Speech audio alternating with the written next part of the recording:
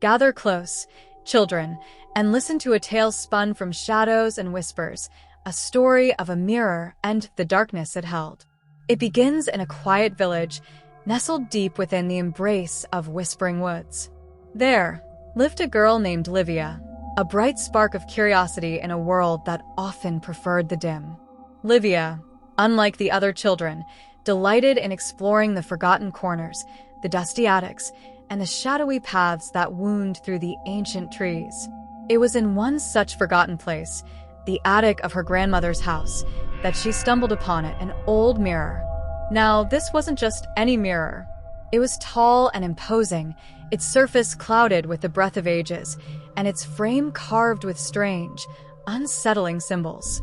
As Livia began to clean the grime from its surface, a shiver ran down her spine. Something felt off. Her reflection didn't quite mimic her movements.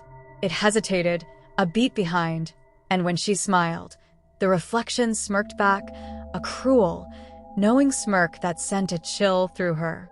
"Just my imagination," she whispered, but a seed of unease had been planted. That night, sleep wouldn't come. A soft tap, tap, tap echoed through the room, drawing her eyes to the mirror.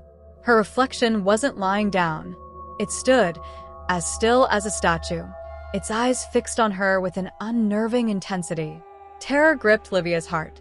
She tried to flee, but a voice, cold and sharp as shattered ice, slithered from the mirror's depths. "I've been trapped for so long. Let's switch places." Before Livia could scream, a hand, pale and gaunt, reached out from the glass, seizing her wrist. She was pulled through the mirror's cold surface, tumbling into a dark, endless void. She beat against the glass, her cries lost in the emptiness, but her reflection, now on the other side, simply smiled, a chilling, triumphant smile, and whispered, "Enjoy your new home." Days passed, heavy with a growing dread. In the village, Livia's grandmother noticed a change. The light in Livia's eyes had been extinguished, replaced by a hollow darkness. She no longer played in the fields, her laughter silenced. A cold fear settled in the grandmother's heart. She knew, with a certainty that chilled her to the bone, that something was terribly wrong. One night, under the watchful eye of the moon, the grandmother crept into Livia's room.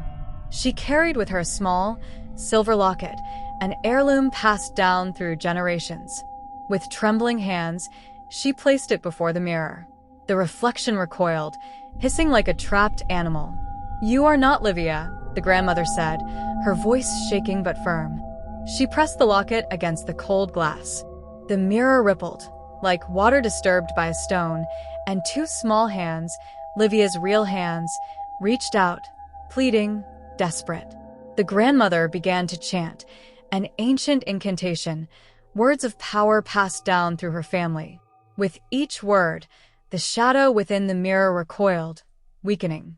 Finally, with a shattering crack, the mirror burst, sending shards of glass flying, trapping the malevolent reflection within its broken prison. Livia stumbled back into her room, gasping for breath, the nightmare finally over. Livia never looked at a mirror the same way again. The memory of the cold hand, the cruel smile, the endless darkness remained with her, a chilling reminder of the evil that lurked just beneath the surface. And sometimes, late at night, when the world was still and silent, she swore she could still hear it, tap, tap, tap.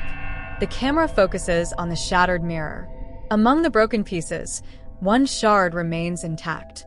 And within that tiny shard, an eye opens. The shadow grins, watching, waiting. Fade to black.